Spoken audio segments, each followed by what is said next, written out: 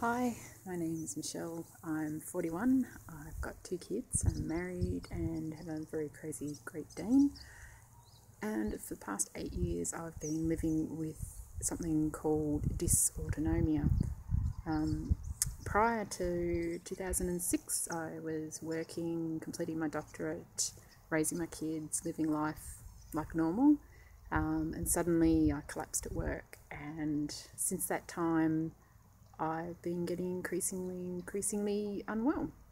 And it was at that time that dysautonomia first made its presence known.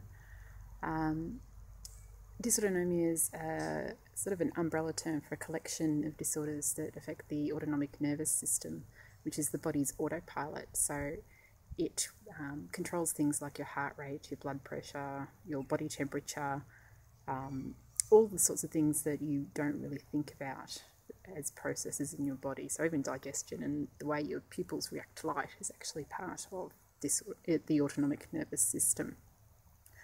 Unfortunately, when I became ill, I also found out that this collection of disorders is not widely known.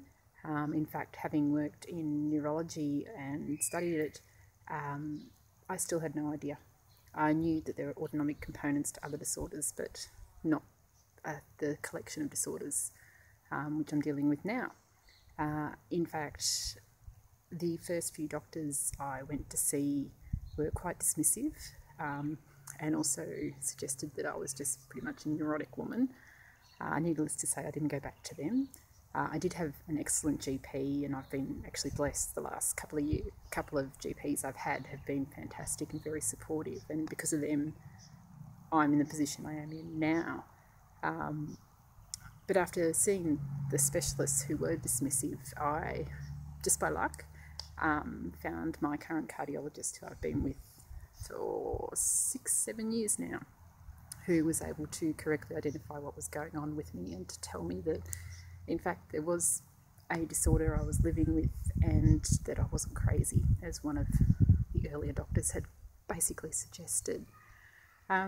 This month is Dysautonomia Awareness Month, and primarily this month is about raising awareness in the general community and particularly in the medical community. But it is an uphill battle. These disorders are very exhausting, so trying to advocate is quite difficult.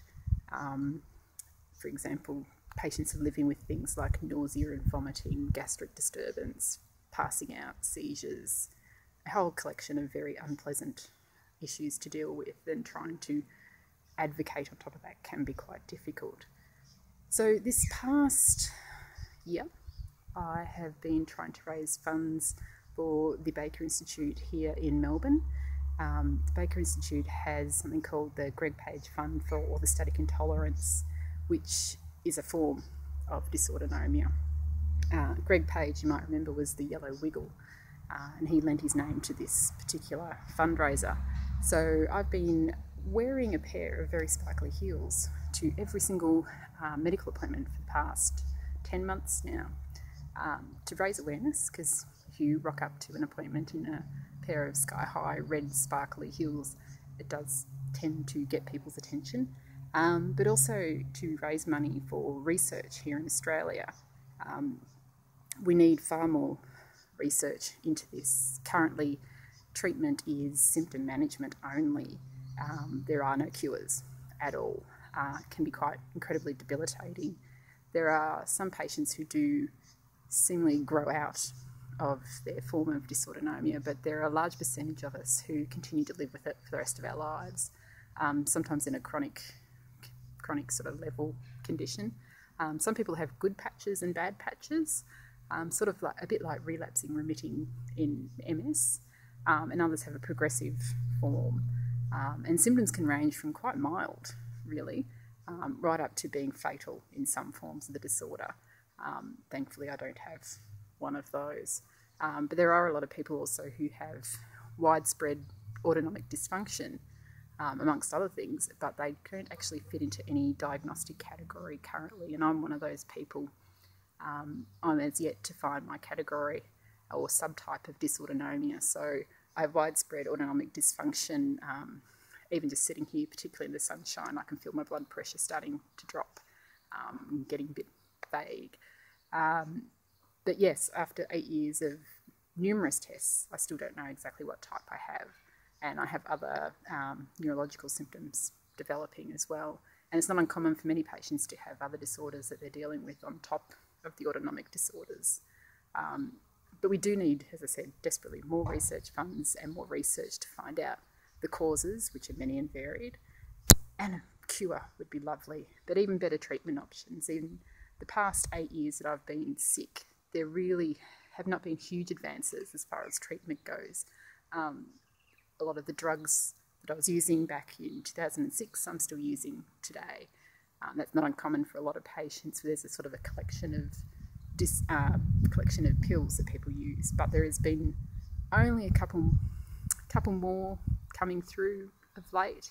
Something called droxidopa, which the Baker is actually studying currently, has quite a lot of promise. But again, we need more research into this, because even if we have to wait for a cure, as much as we don't want to, being able to manage these symptoms much better would be fantastic. And also being to stave it off if possible, because it's not exactly a disorder I would ever wish on anyone. It's been quite life-changing for me, and I know it has been for a lot of other people. Here in Australia, on the support group, we have about 400 odd members now, also includes New Zealand. And all of us have had the daily struggles of just simply trying to get up. Standing is difficult, cooking dinner is difficult, showering is difficult. Many just simply cannot work because their symptoms are so severe. We have people in the group who cannot get out of bed, who cannot stand at all, or have spent extensive periods in hospital. A lot of us present at emergency for issues such as dehydration, uncontrollable tachycardia or bradycardia, passing out, seizures, all sorts of things. So we spend a lot of time in the medical system, and it would be lovely not to spend any more time in the medical system if we could. So this video, I'm asking you to donate some money to the fund that I'm running, my Clicking My Heels for Dysautonomia fund. Doesn't have to be a lot. $5 would be fantastic. $10, beautiful. Whatever you can afford. You know, simply skip your coffee for the day and donate that. Simply don't have pizza one night. Stay at home and cook. Donate that money. So it's not exactly a lot of money individually that we need, but if lots of people give lots of little amounts of money, that would be fantastic. So I'll put the details on the video here. And yeah, just to understand that there's just this group of disorders exist. They're very debilitating. We have no cure, and better management would be lovely. And less time in hospitals. I'm over hospitals. So if you can help out, that would be fantastic. So thank you very much.